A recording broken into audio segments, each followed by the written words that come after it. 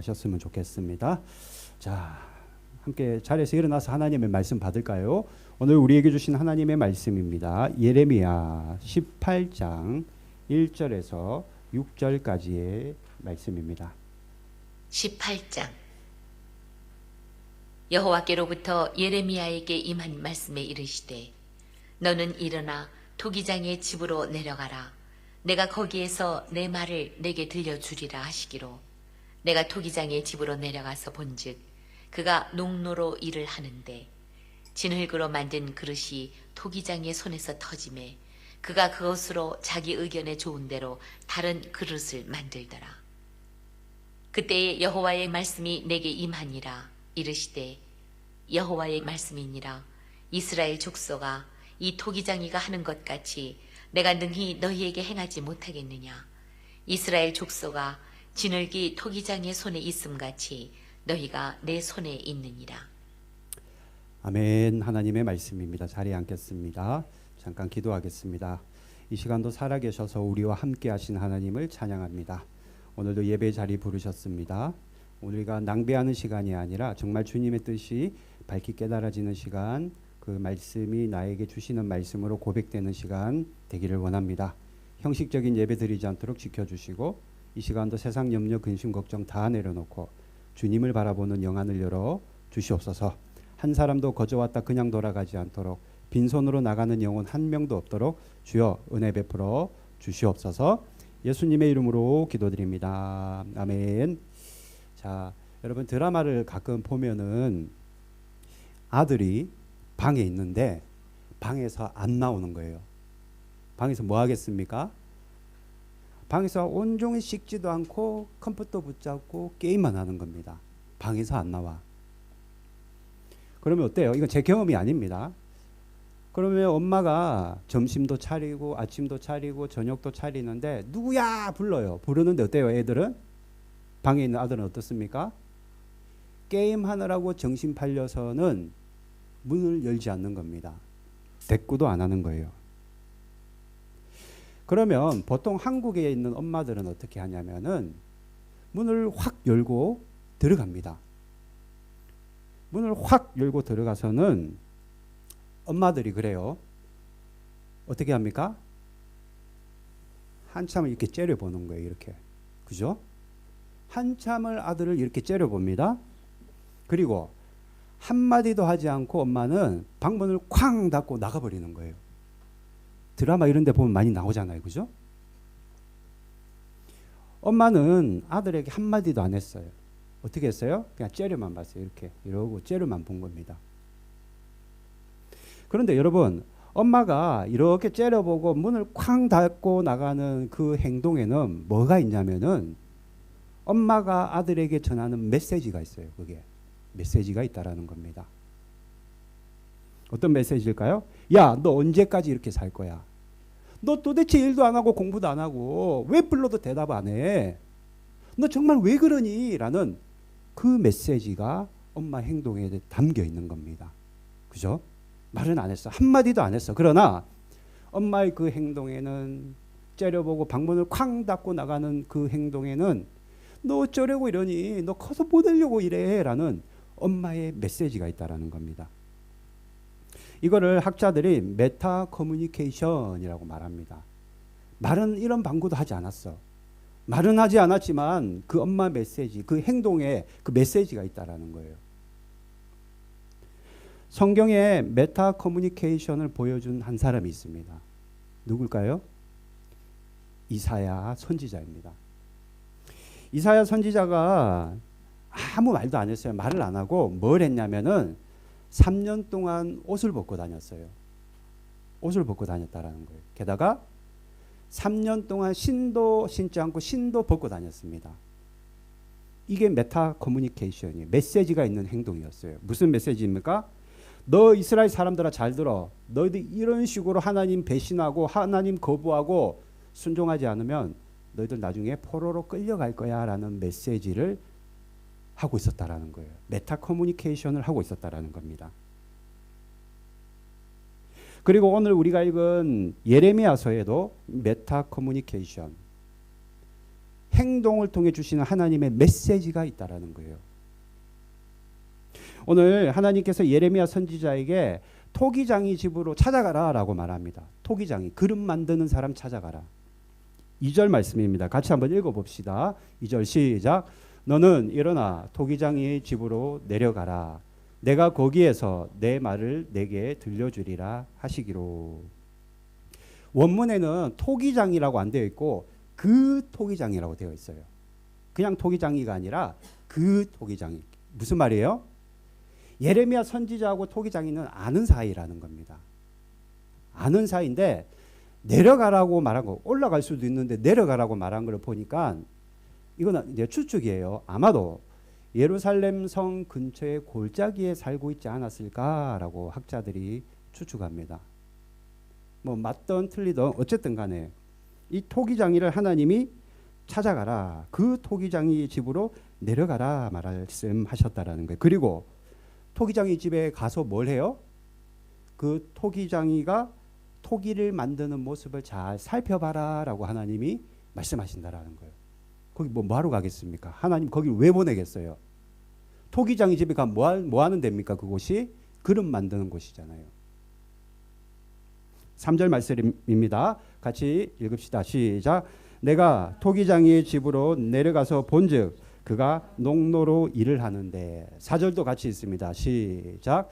진흙으로 만든 그 그릇이 토기장이의 손에서 터짐에 그가 그것으로 자기 의견에 좋을 대로 다른 그릇을 만들더라. 3절에 보면은 토기장이의 집에 가봤더니 농노를 통해서 일을 하고 있다는 거예요. 그릇을 만든. 농노가 뭐냐면은 여러분 예전에 그 사랑과 영혼 영화에 보면은 발로는 밟고 손으로는 돌리는 그 기구 있잖아요. 회전판 같이 생긴 거.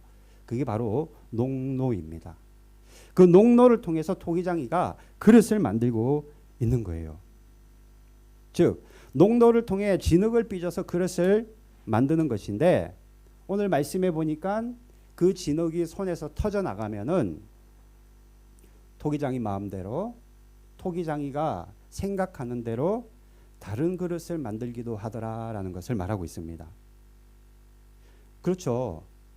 토기장이가 그릇이 마음에 안 들면 깨버릴 수도 있고 토기장이가 그릇이 마음에 들면 다른 사람이 보기에는 형편없어도 그건 내가 만든 작품이 되는 겁니다. 마음에 안 들면 뭉개버릴 수도 있죠. 그런데 제가 아까 행동의 메시지가 있다. 즉 메타 커뮤니케이션이 있다. 그 이 행동, 토기장이가 토기를 만드는 이 행동에 무슨 메시지가 있냐라는 거예요. 도대체가. 하나님은 이 일을 통해서 우리에게 무엇을 말씀해 주시려고 하시는가. 여러분 그 진흙 갖고 토기를 만들 때 진흙은요 전적으로 토기장이의 손에 의존됩니다. 그게 무슨 말이냐. 진흙이 토기장이한테 여보셔 나 그 그릇으로 좀 만들어 주셔. 나 밥그릇으로 좀 나를 만들어 주셔 말할 수 없다라는 거예요. 내가 국그릇으로 만들던 그 토기를 가지고 진흙을 가지고 간장 종지를 만들건 그걸로 술컵을 만들건 그거는 전적으로 토기장이의 마음대로 생각대로 토기장이 손에 그게 주권이 있다라는 것을 하나님이 말씀하시는 겁니다. 도끼를 들고 있는 사람에게 나 좀 사용해 달라고 말할 수 없고 진흙이 토기장이에게 나를 밥그릇으로 국그릇으로 만들어 달라 요구할 수 없다. 주권은 누구에게 있어요? 전적으로 토기장이에게 있다. 그런 의미에서 토기장이는 누구입니까? 우리 예수님이십니다. 본문에서 진흙은 누구예요? 그러면 바로 이스라엘 사람들이에요. 그럼 농노는 뭘까요? 농노, 그 회전판. 그건 하나님의 세심한 역사를 상징한다라는 거예요. 하나님이 이스라엘이라는 진흙을 가지고 농노를 통해 그것들을 만들어가고 계신데 주권은 누가 가지고 있어요? 하나님이 가지고 계시다. 이스라엘 민족의 주권은 하나님이 가지고 계시고 하나님이 이스라엘 민족을 당신이 원하시는 대로 당신이 뜻한 대로 당신이 계획한 대로 만들어 가신다라는 겁니다. 3절 하반절 같이 읽읍시다. 3절 하반절 시작. 토기장이의 집으로 내려가서 본즉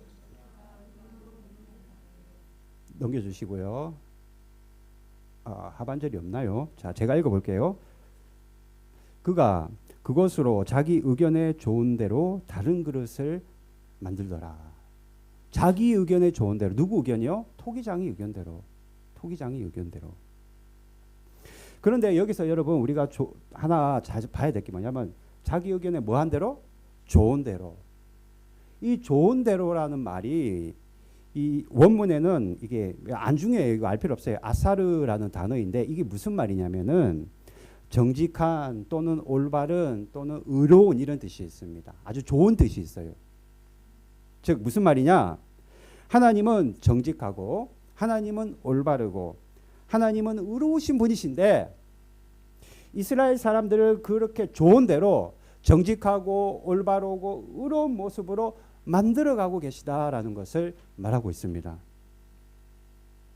정직하고 올바르고 의로운 게 하나님의 우리는 속성이라고 하는데 그 좋은 대로 그 속성대로 다른 그릇들을 이스라엘 사람들을 만들더라라는 거예요. 즉 이스라엘 사람들의 그 인생은 그들의 역사는 전적으로 하나님 안에 있다. 그래서 우리는 뭐라고 해요? 히스토리, 역사를 그의 이야기, his story라고 말하는 그 역사라고 말하는 겁니다. 만약 이스라엘 사람들이 하나님을 부인하고 나 하나님 안 믿겠어요. 나 하나님 거부합니다. 라고 해서 만약에 하나님의 손 안에서 그 진흙이 터져버리면 하나님은 그래도 당신의 뜻대로 당신의 계획대로 당신의 마음과 생각대로 그들을 다른 그릇으로라도 만들어 가신다라는 겁니다. 하나님은 이스라엘 사람들을 세우기도 하시고 뭉개기도 하시고 무너뜨리기도 하실 수 있는 주권을 가진 토기장이시기 때문이다라는 거예요. 즉 오늘 본문을 통해 하나님이 우리에게 뭘 말하고 계시느냐? 하나님은 토기장이의 모습을 통해 이 모습을 통해 나에게 주권이 있다. 토기장이 된 나에게 주권이 있다라는 것을 이스라엘 민족들에게 말씀하고 계신 겁니다. 그리고 오늘 이 자리에 앉아 계신 여러분들 우리 가시와 인간교회 모든 성도들에게 주시는 하나님의 말씀이기도 합니다. 하나님은 여러분들이 인생에 내 인생은 나의 것 유행가 가사 내 인생은 나의 것이 아니라 내 인생은 하나님의 것이고 하나님은 우리의 토기장이 되시고 우리는 그분 안에 손 안에 있는 진흙과 같은 존재가 바로 우리라는 거예요, 여러분.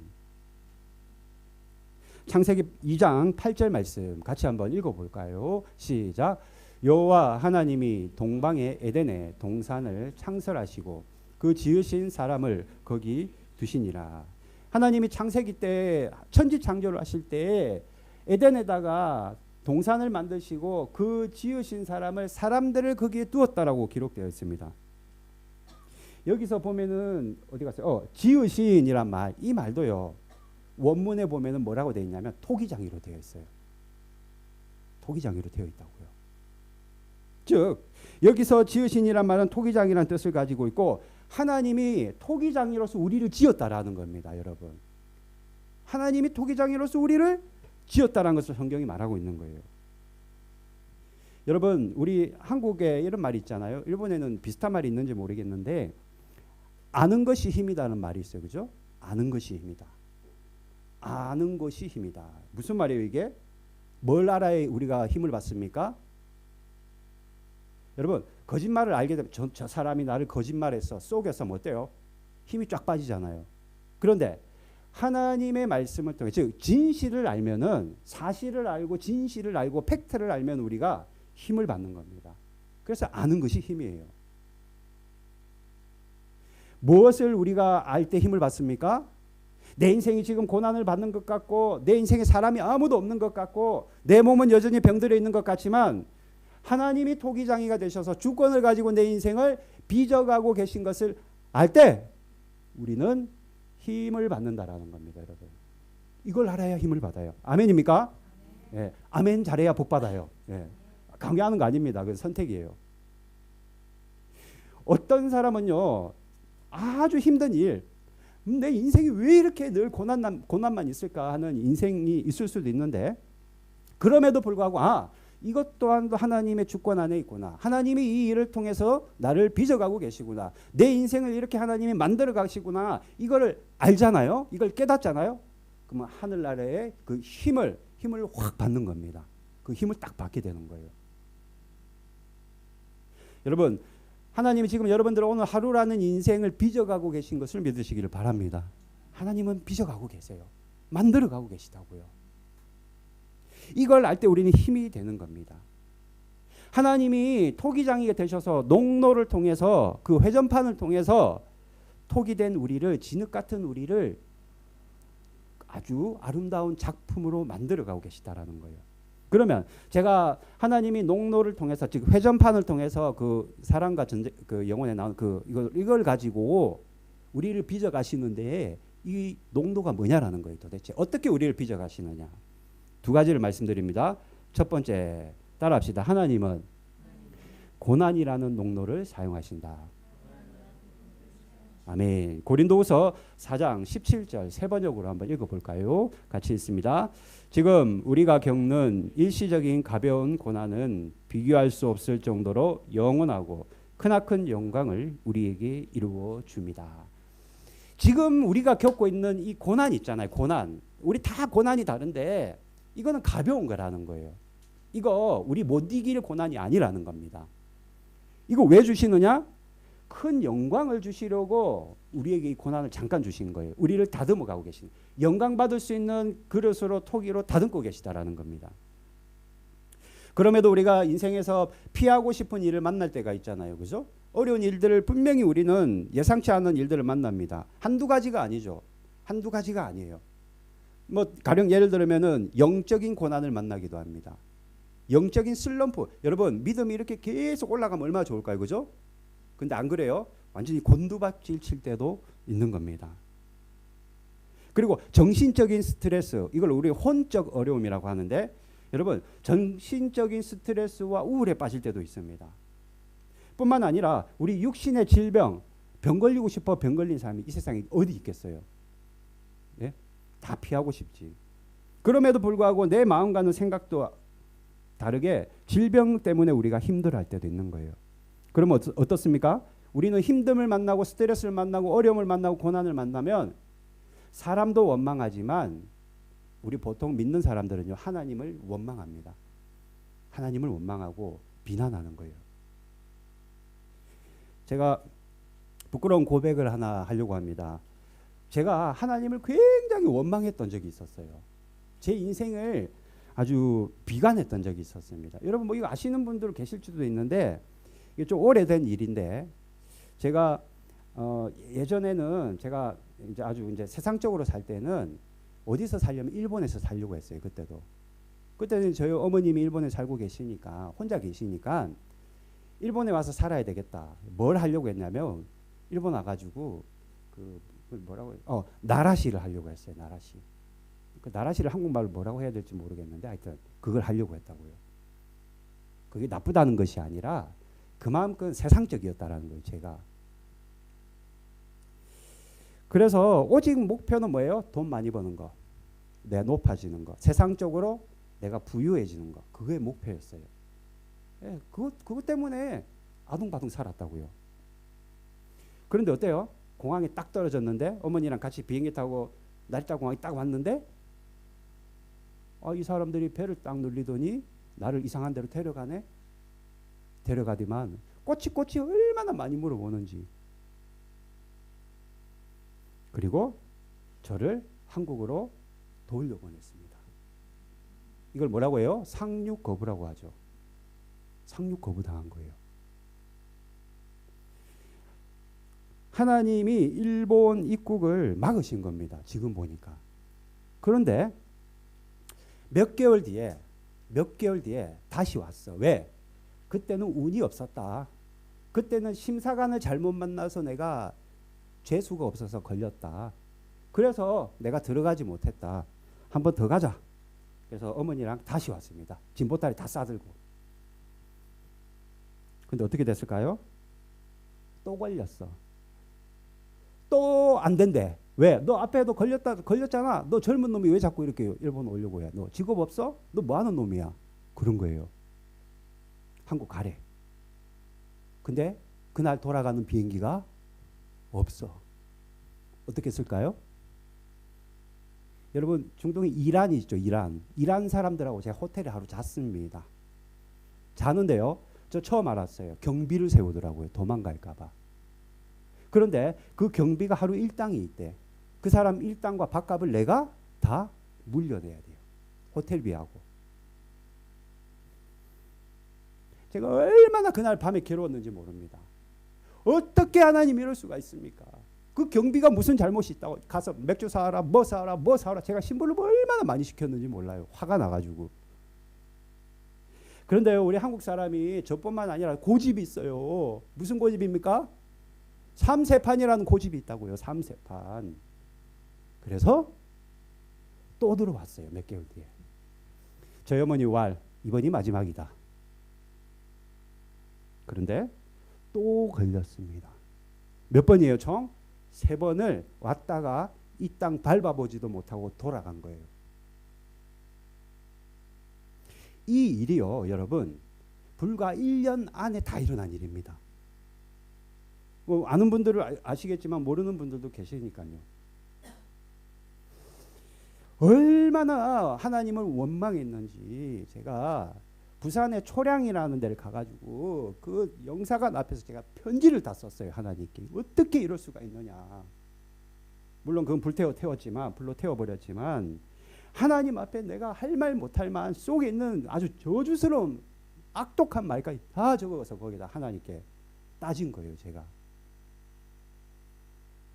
그런데 제가 그렇게 하나님을 원망하고 제 인생을 비관했는데 이 세상에서 내가 제일 불행한 사람이라 생각했는데 너무나도 어려웠는데 지금 가만히 생각해 보니까 그때 하나님은 제 인생을 포기하신 것이 아니라 당신이 원하시는 토기로 빚어가고 계셨다라는 거예요.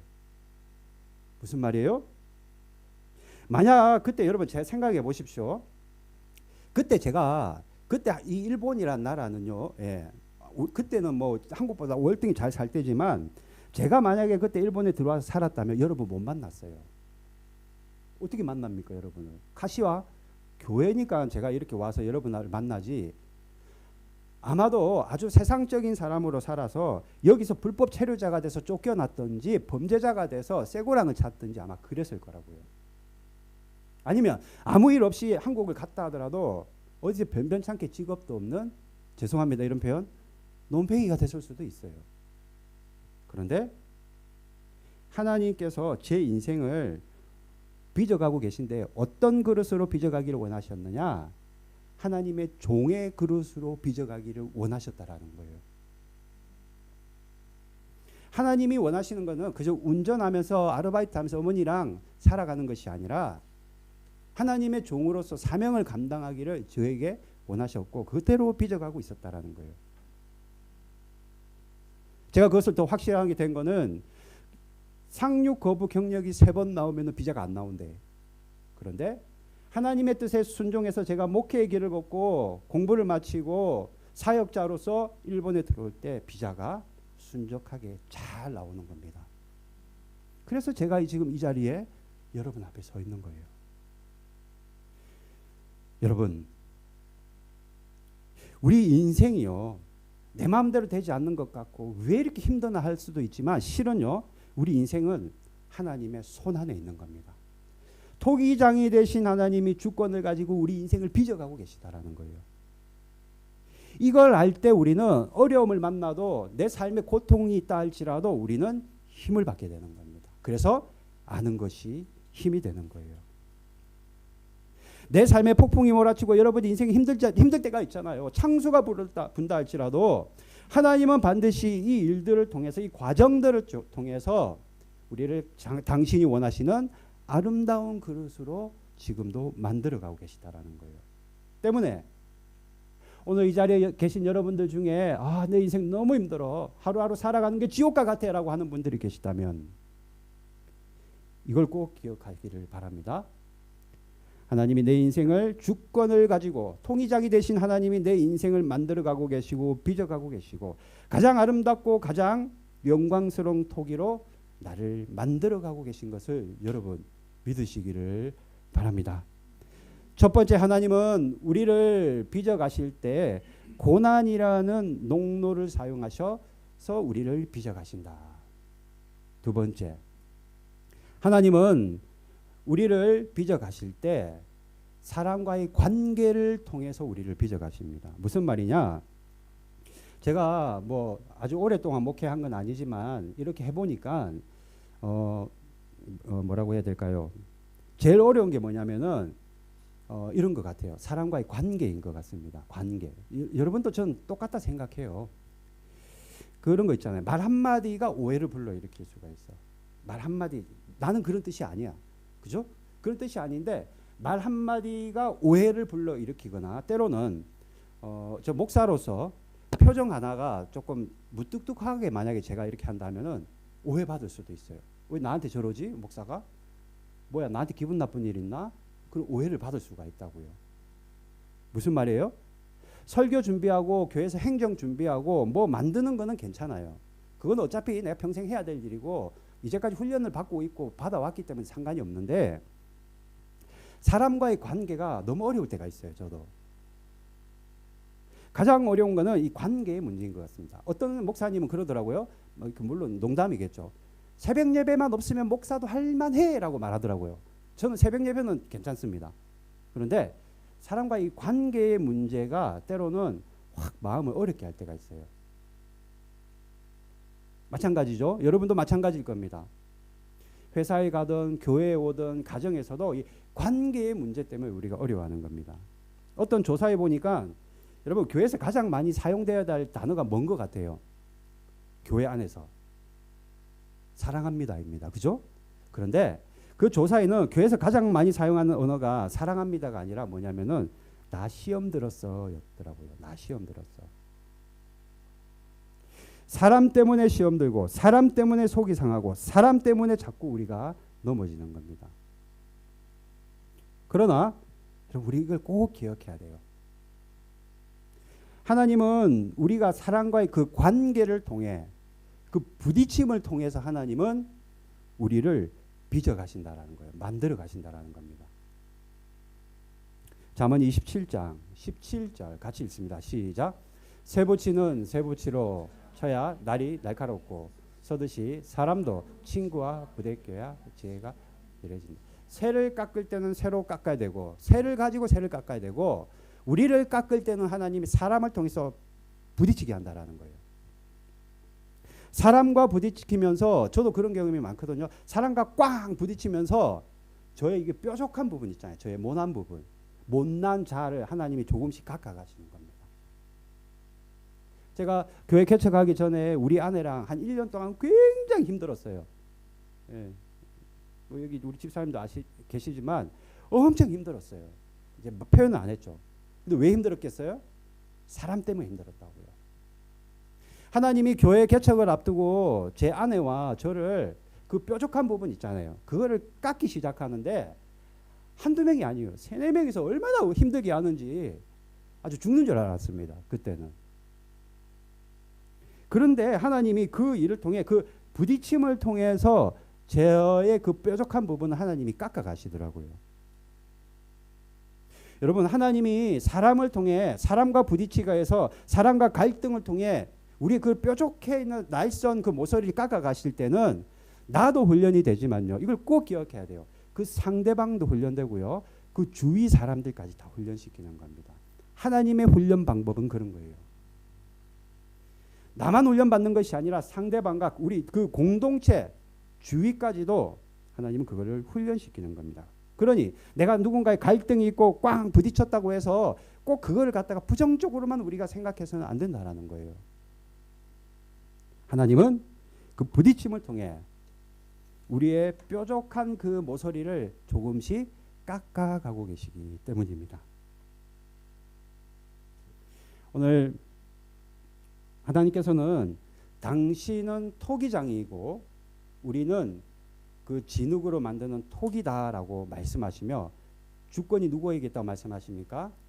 하나님에게 있다 말씀하십니다. 즉 여러분들의 인생은 내 인생은 나의 것인 것 같지만 실은 내 인생은 하나님의 것입니다.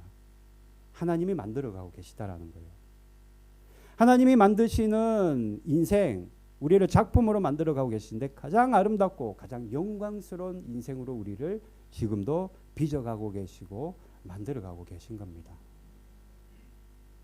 여러분, 하나님이 창세기 보면은 우리 인간을 만드시고 첫 마디가 뭐였어요? 보시기에 심히 좋았더라. 얼마나 처음에 우리의 모습이 좋았는지 아름다웠는지 몰라요. 보기에 심히 좋았더라. 그거를 우리는 포이에마라고 말합니다. 포이에마. 포이에마 뜻이 뭐냐면은 하나님의 걸작품이라는 뜻이 있어요. 포이에마. 여러분 옆 사람 한번 보십시오. 옆 사람 한번 보세요. 하나님의 걸작품입니다. 그래서 우리가 그 사람을 옆에 있는 여러분의 그 이웃을 성도를 미워하면 죄가 되는 거예요. 나는 하나님의 걸작품을 향해 손가락질할 주권이 나한테 없다고요. 그 사람을 미워할 주권이 우리에게 없다라고요. 하나님은 우리가 가장 아름다운 걸작품 포에마로 만들어 가시는데 지금도 우리 인생을 그렇게 빚어가고 계시는데 오늘 말씀드린 대로 두 가지 도구를 사용하셔서 우리를 빚어가십니다. 첫 번째, 내 인생의 고난과 시련이라는 도구를 사용하셔서 우리를 빚어가시고 때로는 사람들과의 그런 부딪힘을 통해 갈등을 통해 우리의 뾰족한 부분을 깎아내시며 빚어가신다라는 것. 하나님이 내 인생의 주권을 가지고 계시구나. 내 인생 절대로 루저가 되거나 실패자 되지 않는구나. 하나님이 나를 당신의 포에마 걸작품으로 만들어가고 계시구나. 이걸 꼭 기억하셔서 앞으로 여러분들이 어떤 어려움을 받고 어떤 고난을 겪을 때라도 하나님의 힘을 받는 아는 것이 나에게 힘이 되는 그런 여러분들 되기를 바랍니다. 자, 찬양할까요? 우리 오랜만에 주님 다시 오실 때까지 할까요?